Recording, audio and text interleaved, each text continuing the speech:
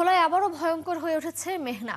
বর্ষা মৌসুমের শুরুতেই সদর উপজেলার শিবপুরে বিস্তীর্ণ এলাকা নদীতে বিলীন হয়ে গেছে। ঝুঁকির মুখে পড়েছে পানি উন্নয়ন বোর্ডের বেড়িবাঁধ, বহু ঘরবাড়ি, শিক্ষা প্রতিষ্ঠান সহ বিভিন্ন স্থাপনা।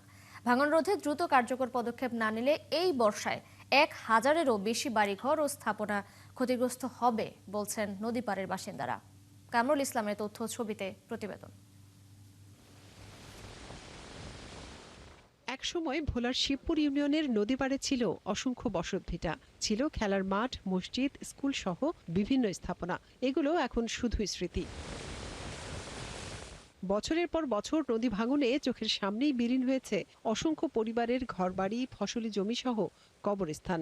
কয়েকবার জায়গা বদল করে অনেকে আশ্রয় নিয়েছেন খাল এলাকার বেড়িবাঁধের পাশে, কিন্তু সেখানেও শুরু হয়েছে ভাঙন। এতে মাথা গোঁজার ঠাঁইটুকু হারানোর শঙ্কায় বাসিন্দারা।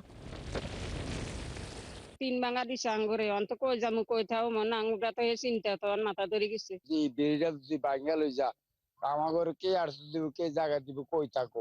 বাড়ির থেকেও নদী মনে করেন 20 হাত দূরে আছে। গত বছর বর্ষা থেকে এ পর্যন্ত মেঘনার ভাঙনের কবলে পড়েছে ধনিয়া থেকে শিবপুর ইউনিয়নের ভোলাখাল, বালুর মাঠ পর্যন্ত বিভিন্ন এলাকা। বিলীন হয়েছে 100-এরও বেশি ঘরবাড়ি। এখন ভাঙনের ঝুঁকিতে রয়েছে শহর রক্ষা বাঁধ সহ 1000-এরও বেশি বাড়িঘর ও স্থাপনা। গেছে বছর বস্তা লাইছে, বস্তা আলার পরবর্তী বস্তাগুলা সরে গেলে এই নদীগুলা বেরির লগে বাইজা গেছে, বেরি ভাঙলে গেলে ভোলার শহরটা তলায় যাবে।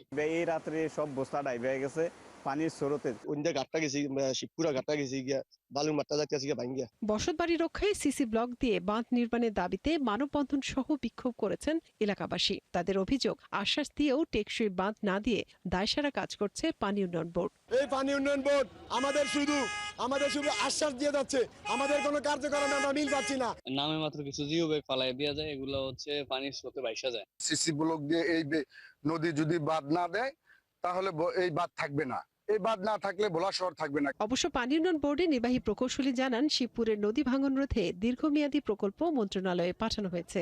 অনুমোদন পেলে কাজ শুরু হবে। দীর্ঘমেয়াদী পরিকল্পনা হিসেবে একটা উন্নয়ন প্রকল্প প্রণয়ন করা হয়েছে, যেখানে 4 কিলোমিটার নদীতে সংরক্ষণ কাজ, 6 কিলোমিটার বাঁধ পুনর্বাসন কাজ অন্তর্ভুক্ত করা হয়েছে। এই প্রকল্পটি প্রাকলিত ব্যয় প্রায় 686 কোটি টাকা।